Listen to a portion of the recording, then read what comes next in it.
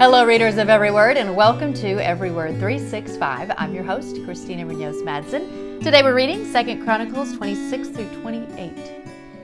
And as long as the king sought guidance from the Lord, God gave him success. That was in 2 Chronicles 26:5. How about you?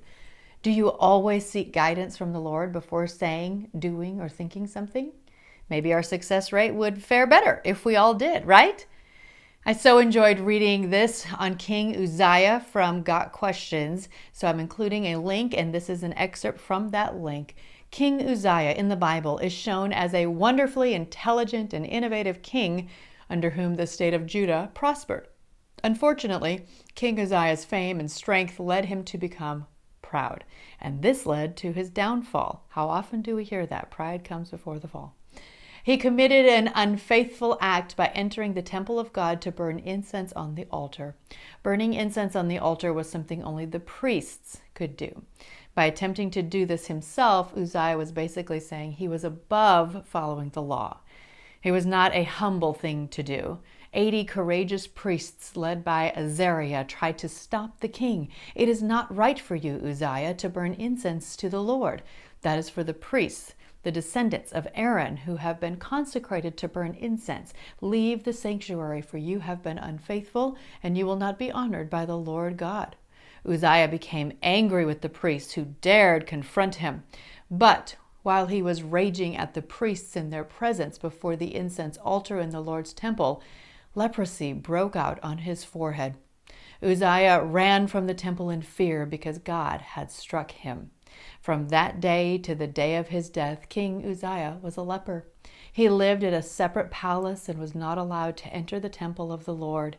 His son Jotham governed the people in his place. King Uzziah is also mentioned in the book of Matthew as one of the ancestors of Joseph, Jesus' legal father. And that is, of course, in Matthew 1:8 through 9. Fascinating stuff and a very fascinating story. Again, I like the ones that are kind of more like a story tale. Even though I do believe everything that's in the Bible is true, I find that story very fascinating. But I couldn't help but pause on the pride of his sin and the basically saying he was above following the law part. For whatever reason, I was raised in a family that didn't think we were above the law. We just didn't always think it applied to us.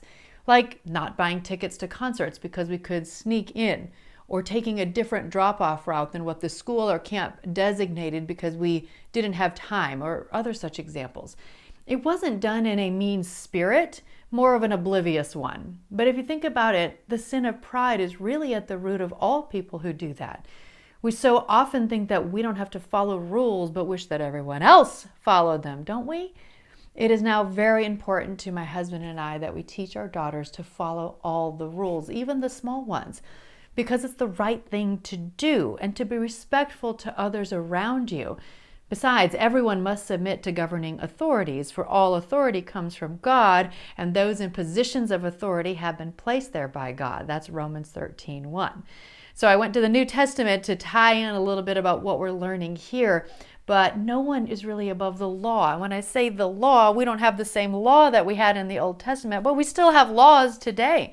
If you think you're too good to obey the red light, you could really get in trouble. So it's super important that we all obey the laws that we are given. I hope that makes sense.